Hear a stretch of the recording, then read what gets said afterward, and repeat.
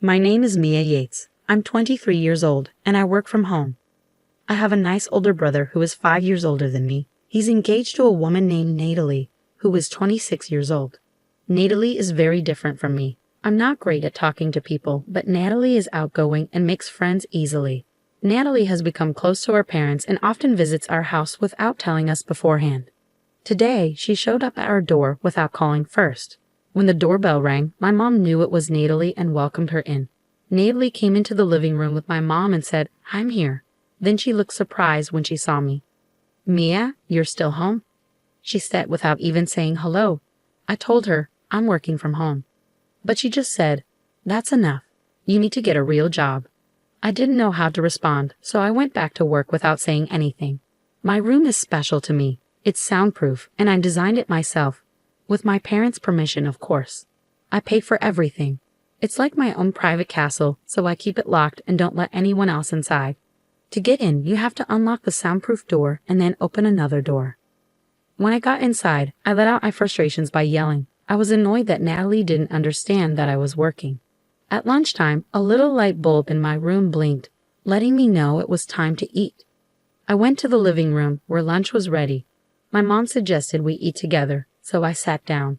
But then I saw Natalie sitting across from me, looking upset. "You're eating even though you don't have a job. Don't you care about upsetting your parents? You're like a parasite," Natalie said. I stayed quiet and just listened. When my parents said grace, I did too, and then started eating. Natalie didn't seem happy that my parents didn't scold me for not having a job. "Natalie, don't worry about it. Mia's our daughter, and we'll take care of her," my dad said, trying to reassure her. But Natalie wasn't convinced. She kept on expressing her worries. "I can't feel sure about marrying into this family if things stay like this," she said, still angry. My parents tried to calm her down, saying, "Just marry into our family, everything will be fine." But Natalie wasn't happy with their response. She kept on talking about her concerns. "I'm still not reassured. What if you two can't take care of Mia anymore? Do you expect me or our future kids to look after her?" she said, assuming that I'd always depend on others and never do anything for myself. I stopped eating and felt upset by what she was saying. My mom tried to defend me, saying, "Mia does work, you know. Don't worry about her," but Natalie wouldn't stop worrying. At 23, just look at her. Braided hair, thick glasses, always in sweats. "Who would believe she's working like this?" Natalie said, clearly frustrated. I tried to defend myself, softly saying, "How I look doesn't affect my work." But it seemed to make her even more upset. "Then what kind of job do you do? Tell me," she demanded, staring at me angrily. I was so scared that I couldn't speak. My mom stepped in, saying, "Mia's job is private to our family. I'm sorry, but we can't discuss it." Natalie got up and stormed off, saying, "So I'm not part of this family, is that it?" I felt bad for causing a scene and apologized to my parents. My dad reassured me, saying, "It's okay, Mia. Just do what makes you happy," with a smile. After dinner, I felt a bit better and decided to talk to Natalie about my job after my brother's wedding. I brought it up during the meal, and my parents seemed to think it was a good idea. Later in the evening, after cleaning up, I went grocery shopping with my mom while my dad took care of the garden. When we got back, we found Natalie crying in the living room with my dad comforting her. My mom asked what was wrong, but Natalie was too upset to answer. My dad told us he heard a loud noise from inside the house while he was in the garden. He pointed to a crowbar and hammer on the table. I realized right away that something had happened to my room and rushed to check it out. When I got to my room, I saw that the door was badly damaged, like someone had tried to force it open with a crowbar and hammer. I felt frozen, a mix of shock and fear taking over me. My dad called my brother, who promised to come over as soon as he could. So I decided to stay in my room until he got there and tried to calm myself down.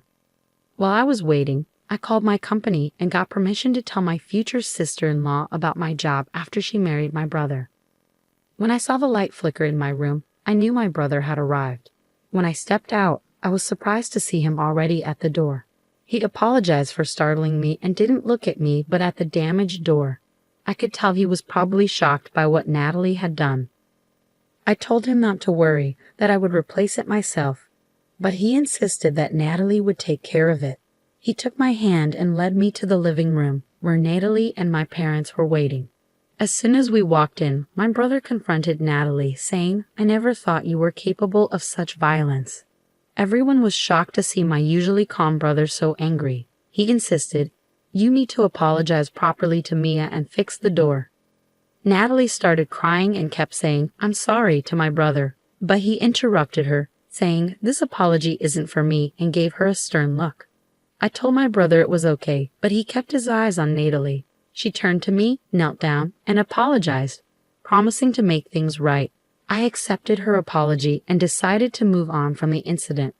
But I was curious why she did it, so I asked her. She said, "I thought if you didn't have a safe place, you'd have to get a job." Hearing this, I debated whether to tell her about my job before the wedding. But I knew it went against company rules, so I stayed quiet for now.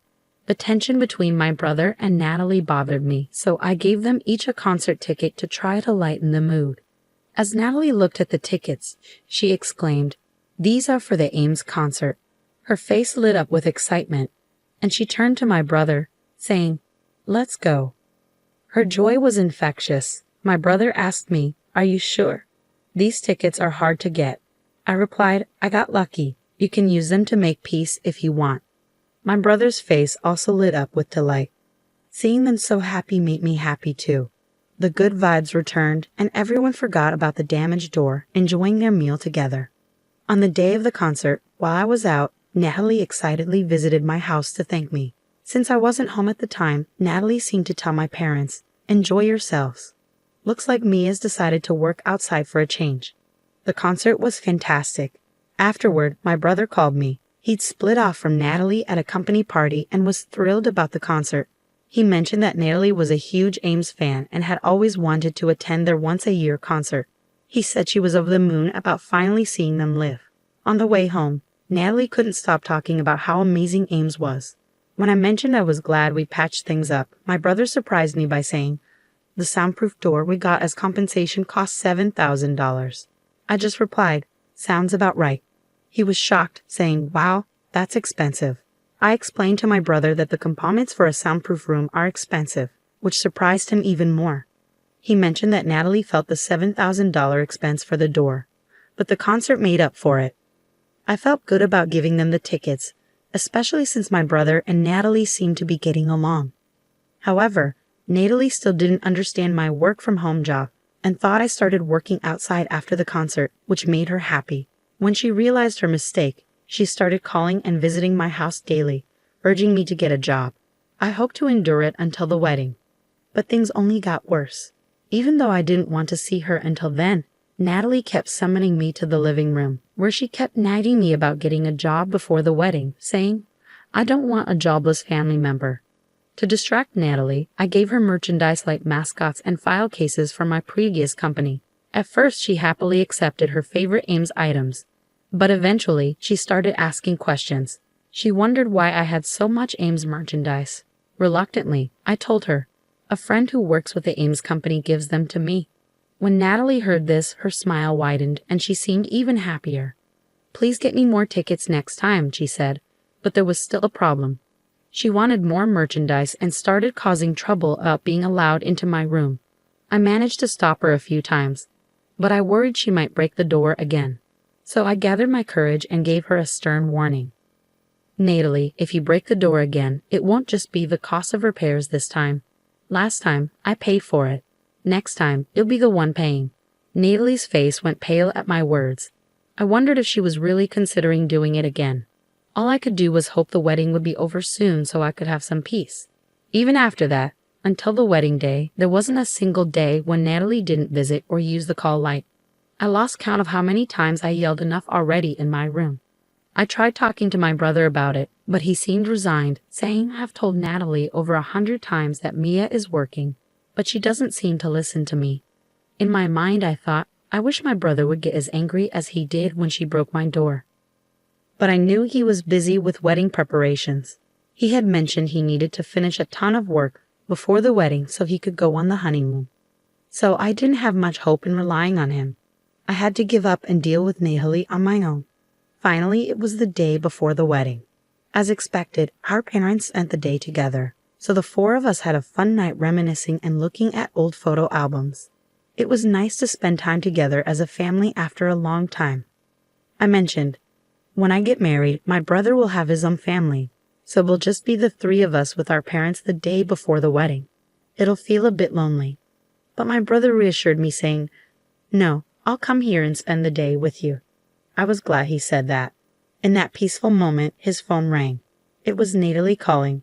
He answered and then handed me the phone, saying, "Natalie wants to talk to you." When I answered the phone, Natalie said, "Hey, something's going on with Ames. There's a big announcement tomorrow. Can you ask your friend who gives you the merchandise what it's about? What if she's quitting or taking a break?" Apparently, Ames Agency had announced on social media that there would be a major announcement the next day.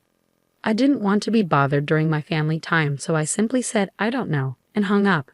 My brother felt the same way and turned off his phone. When our dad said it was time to go to bed early, my brother bowed deeply and thanked our parents for taking care of him. He said he was ready to be happy with Natalie. Mom joked, "That's what happens when women get married."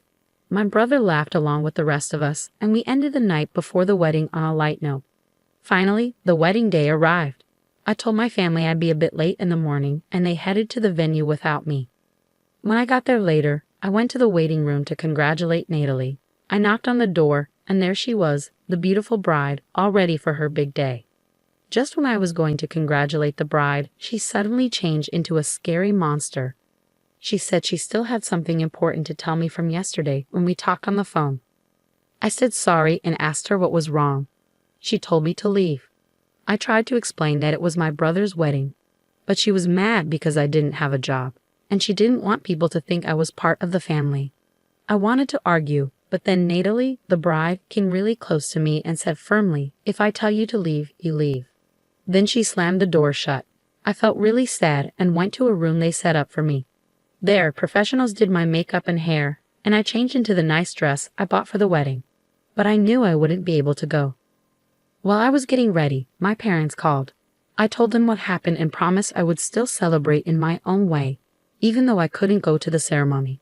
The wedding started without me, but I watched it on a screen in the room.